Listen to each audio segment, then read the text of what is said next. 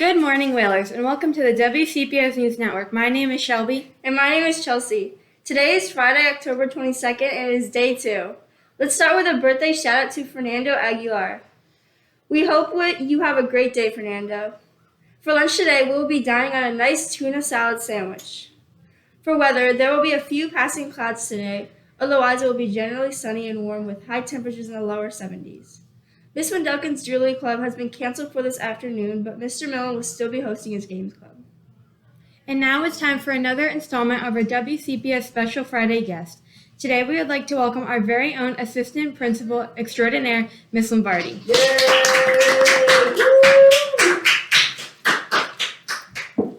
Hi guys!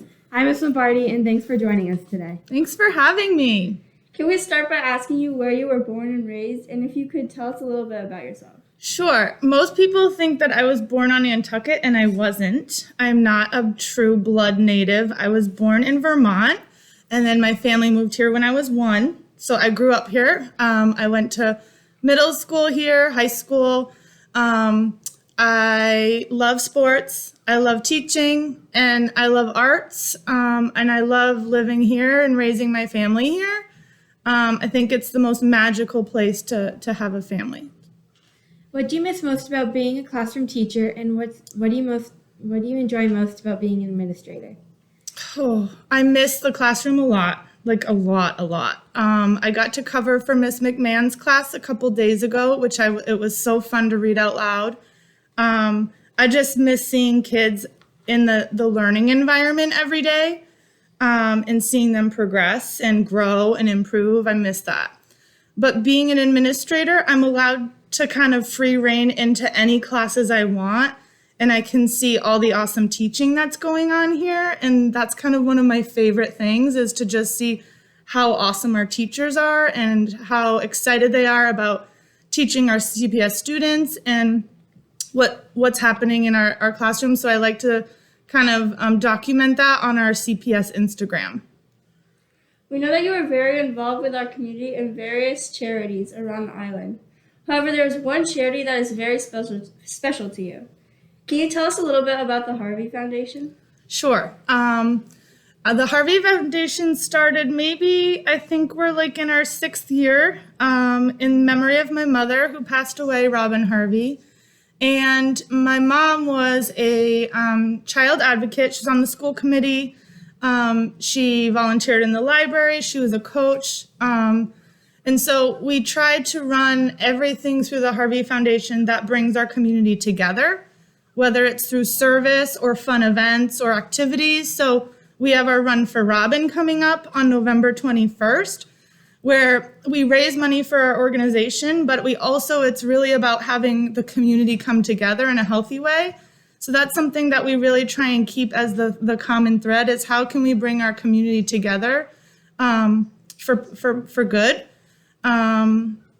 We do some youth work with some of our middle and high schoolers, and COVID has kind of stalled us a little bit with that, but we're getting back on track. And we have a really cool book study we're doing this winter with an author coming on the island. So stay tuned for more on that. What is your position on the new rule that allows students to wear hats and hoods in school, and do you feel that we should have a more strict dress code? That's a really good question. And I would say if you asked me this time last year, I would probably have had a different answer.